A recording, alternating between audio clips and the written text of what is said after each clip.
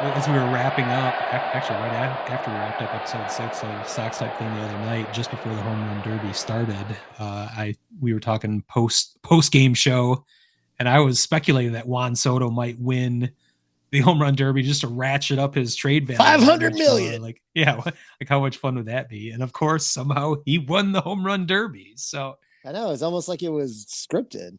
yeah, you wonder, or at least it was scripted by Scott Boras, his agent, just Yes. to ratchet up that value a little bit more. But obviously, that transitions us well into the biggest topic in all of baseball this week, as the Juan Soto Sweepstakes has commenced.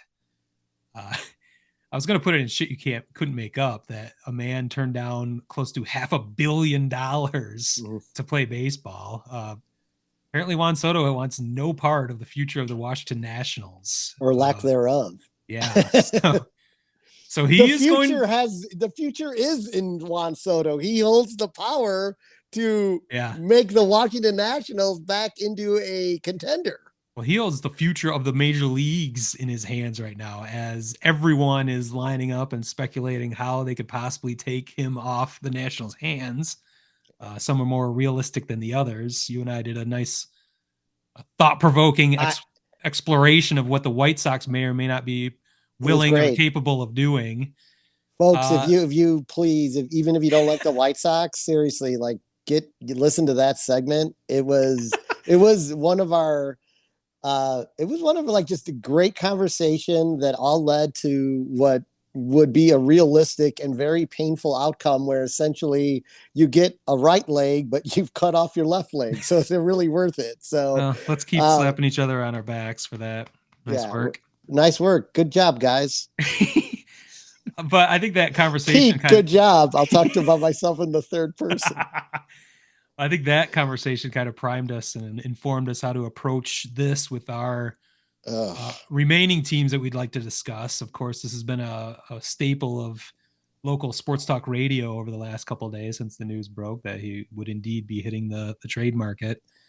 In Detroit, at least, I could tell you, there's speculation immediately that the Tigers were somehow in the mix, which I have not seen anywhere else. I've not read that nationally, that there's a match in any way. There was speculation, though, that the Tigers could give up pieces such as Tarek Skubal and Riley Green. Oh my God. Spencer Torkelson, and then whatever else. Spencer Torkelson, of course, at the lowest point of his value in quite a while, as he's been sent back down to AAA to start the post break. Well, there's some Tigers news I wasn't aware of. Yeah. So there's that little tidbit for you. I don't even know what else the Nationals would possibly want, but essentially the Tigers would have to cut off their head to get a right leg, to extend that analogy. So I don't see a fit there whatsoever.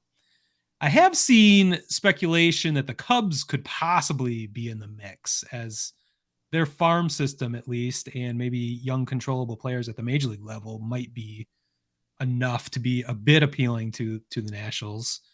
The problem with that, and what you and I discussed when we were talking about this scenario with the White Sox, is you're not really bidding with the Nationals in mind. You're bidding with 10, 12 other teams, whatever it comes out to be. You're trying to make the best offer, and they're essentially going to be. The Nationals are going to want your best 5 prospects or young controllable major league players, at least, if not more. That's where it's going to start. And, the Cubs could potentially package, starting with Nico Hoerner. I think that's the first place that the Nationals would want to go to. And then you go from there into the system, whether it's Justin Steele or Caleb Killian, Pete Crow Armstrong would definitely have to be part of it. Christian Hernandez, where do we go? Like, literally decapitating their farm system that they've spent the last 2 years trying to recover. I don't see why the Cubs. I don't see if that's in the Cubs' interest. If even that's enough of a package, if you take their top 5 or 6 young players like that, if that would even be enough to compete with, what I brought up, especially the Padres, who are extremely motivated and have a very top heavy farm system, but it is a robust top of that farm system. I don't know if they can compete with what the Dodgers could possibly pony up there if the Dodgers decide to do that. So I just don't see the Cubs being in this, or at least a finalist for the services of Juan Soto. I do think the Cubs should, and hopefully will be in the mix for trying to sign him as a free agent in a couple of years. There is no reason why a major market club with a fully activated, brand new, essentially stadium, revenue streams coming throughout the neighborhood, revenue streams coming from their own goddamn television network that will be almost 5 years into an existence at that point.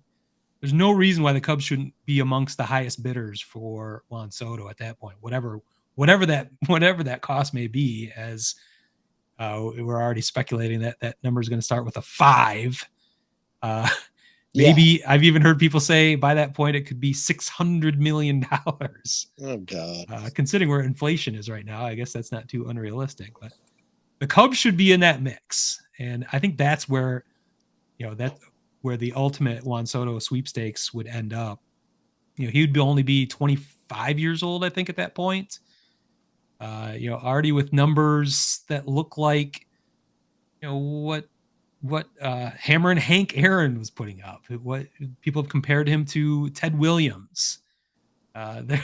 He is amongst the elite of the elite, and you would be able to, such a rare opportunity to be able to have his services as a 25-year-old going forward with the next, at that point, 10 to 12 years, whatever that deal looks like. I think the Cubs should be in line to be ready to spend that money for a player like that. Back to my Tigers briefly before we talk about your Giants possibilities. I have heard them mentioned nationally. For my Tigers have done this. If you think about it, essentially when they traded for a 24-year-old Miguel Cabrera, they made this same kind of move. And this would have been back in 2008, and I was actually in the building where those negotiations were happening. It's the one winter meetings I had the privilege of attending back in, I think it was 2008. It was in Nashville in the Opryland Hotel as that trade was going down between the Tigers and the Marlins. There was, of course, Sports Center or Baseball Tonight was broadcasting live in front of me, and I got to hear the news. Probably the coolest outside of a game. It's the best baseball experience I've ever had in my life. Tigers sent Andrew Miller, who you might remember ended up being quite the reliever. Yeah. Yes. Cameron Maybin, which you may or may not remember. Yeah, I mean he had some decent years. He kicked around the league for close to 10 years. So he was actually with I think he retired with the Cubs just 2 years ago. But Tigers they got Cabrera and Dontrelle Willis, who was not a terrible pitcher at the time. So nope. Of course, it's apples and oranges, but there is the similarity that the Tigers were able to trade and then eventually re-sign a superstar in the making, very similar age, that are on similar trajectories. That's another comparison that people have made between Juan Soto and Miguel Cabrera. So it's not unprecedented for the Tigers to do such a thing, but they are just not in a position to do so. Yeah, for the Giants, the biggest problem is similar to the Cubs. It's really not so much of what's on the field now that Washington would be interested in. It's just a gigantic farm system package, so to speak. Yeah, right, exactly. But so I mean, you basically they're in position now where they've rebuilt the farm system. It's gonna keep going up in the rankings over the next year or so. They've got guys in high A and that are projected to be major league ready next year. That's Mm. the talent level of their farm system. Yeah, and I think that's why people are mentioning them nationally, that they could be involved in this for sure. Yeah. Front runner. I mean, it would be like, well, the only guy who's probably at a major league level back up again who would maybe go would be Joey Bart Mm-hmm. for catcher. But then you got Marco Luciano, shortstop, Kyle Harrison, an awesome left-handed pitcher, Luis Matos, outfielder, William Bender, another right-hander, and then Helia Ramos, who we've seen up and down just like to fill in during like large amounts of injuries. But that kills off. They have 3 top 100 prospects. That kills those 3 off. Mm-hmm. And then the 2 who will probably be on the top 100 list next year. But that, if you're not giving them anyone who's at the major league level, that at a minimum, plus whatever else they might request, would be what it would cost you. And does that help you win? I mean, does that subtraction plus? Are they going to make up 12 and a half games with Soto to win the division? Yeah, that's no. the other part.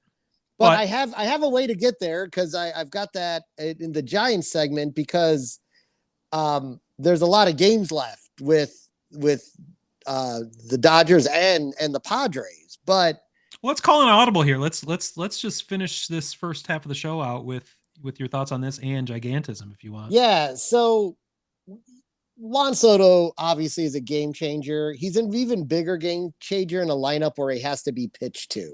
And, some people may him and hawed at his numbers, but the reason he has leading the leagues in walks is because there's no need to pitch to him when you're playing Washington. He has no protection. He still has 20 some home runs already, though, which is I know. Yeah, his numbers aren't shabby, but where would they be? Yeah. If he was seeing real pitches. The Giants, they ended on a 3-game win streak. They're 7-3 over their last 10. I was ready to call them dead after the Sox series, after the Sox swept them, and they hit 500. But now they're back like 4 or 5 games over. The key to the Giants is, and this would be a reason to get Juan Soto. And it would be a reason to get Juan Soto in the next couple days, to be honest with you, because they start off with the Dodgers tomorrow night. Thank God there is baseball tomorrow night. We got a doubleheader with the Tigers and the Giants play tomorrow night. Yeah. But they have 11 games left with the Dodgers in the second half starting tomorrow, 8 of those in the next 15 days. Well, another aspect to that is, do you trade for him? Do you do everything so that your division rivals can't get him? Right, yeah, so the Dodgers and especially the Padres can't get him. So right, that's the other thing. It was like trading for Rizzo last year and trading for Schwarber, with the Red Sox versus the Yankees. Yeah. Remember we talked about that. Like, did it make sense for the Yankees just to go get Kyle Schwarber too, just so the Red Sox didn't get him? But it worked. It's worked out so far for the Yankees. Then they've got 9 games left with the Padres. So there's 20 games right there. That is a lot of games that if you can win majority of those games, you make up your deficit, to win that division. Then the flip side of that is they have 7 left with the Cubs, 2 left with the Tigers, 2 with the A's, and 3 with the Pirates. Yeah. So you've got these other teams that you can just maybe beat up on. So should beat up on, especially post trade deadline. You'd think those teams would be depleted even further. So the first 4 with the Cubs are pre-trade deadline. Okay, but the after that, all those other games are post deadline. So I mean, it is the great question. Is what I acted the same way talking about the White Sox last night. To me. Just real quick on the Sox, because it's so much talent that is lending to the success, what little it has been compared to what they were supposed to do. But the fact they're at 500, those are the players that are involved in the Juan Soto trade. So you'd have to give up Vaughn it doesn't make sense from that standpoint, because they don't have they have like one or two guys in the top 100 in prospects, and they're in the bottom half where, the Giants have at least one top 10 prospect. So, and then another one just out within 20. So like that's a different conversation from a level of talent. So, I think I would say of the teams we cover, I mean, the Giants do have at least a they have the most to gain from it. They have a plausible reason to do it. They might have the resources to get it done. I still don't. I mean, if you had to go 51% one way or the other, I think my 51 would be that they don't do it. Yeah, I agree. Yeah, I agree too. I don't think at the end of the day, I don't see any team we cover between the two podcasts actually doing it. I could see them talking about doing it, saying, they probably will have conversations, but not enough to get it done. Right. I mean, well, maybe the A's will just swoop in and shock the world and they'll drive their attendance. Juan Soto. They'll drive their attendance up to 10,000 people a game.